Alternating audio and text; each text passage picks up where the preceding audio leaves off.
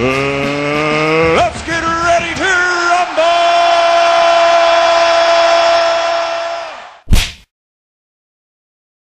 Look, let's face it. Crawford not getting the Pacquiao fight. Not getting it. Yeah, Bob, you're obligated to make the fight, but you can't make it. You can't make the fight. That's why he got so irate with the reporters post-fight, Crawford and Diaz. That's why he got so irate. He can't do anything to make Pacquiao take the fight. And I get it. See, the thing is, Pacquiao doesn't need Crawford. This is my opinion. Pacquiao doesn't need Crawford. His resume was defined with the Mayweather fight, not with the Crawford fight. I'm not saying he doesn't need to take it. He could take it if he wanted to.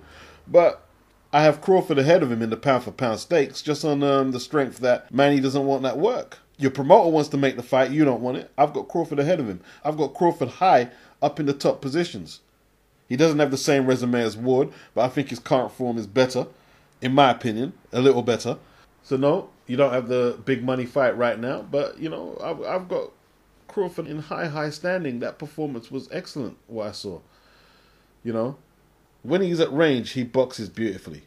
When he takes risks, he often gets hit, but he has a lot of machismo about him. So this is Crawford's style. Great jab.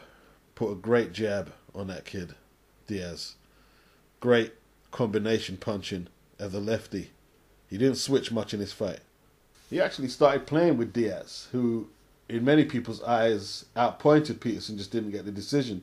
He played with him, a world-class fighter. When we saw Peterson pick up a belt the other day, that just shows the level that Crawford is on right now. He's turning what are hard matches on paper into sparring sessions and shutting people the fuck down. And Diaz just got his face swollen up and just got deconstructed. Pulled him out in the 11th. It was over. And I like to see Crawford take on a Lucas Matisse. It's not going to be a big blockbuster fight, but, you know, it would be good for the punters. At least he has a puncher's chance. No one's going to outbox Crawford at 140.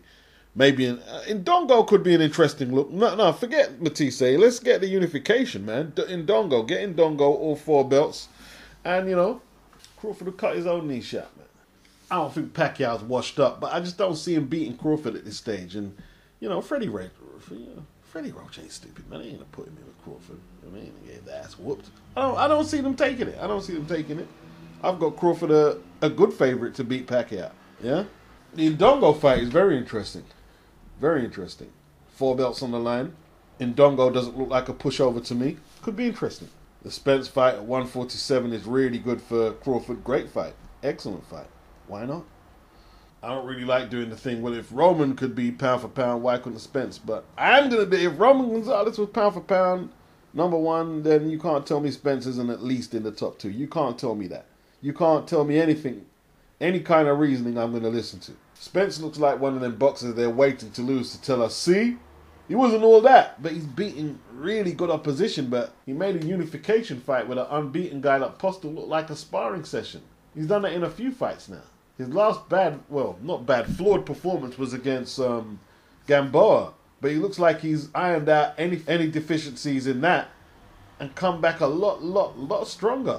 HBO Top Rank just can't turn this guy into a superstar. I don't know why. Or maybe I do. Maybe you do.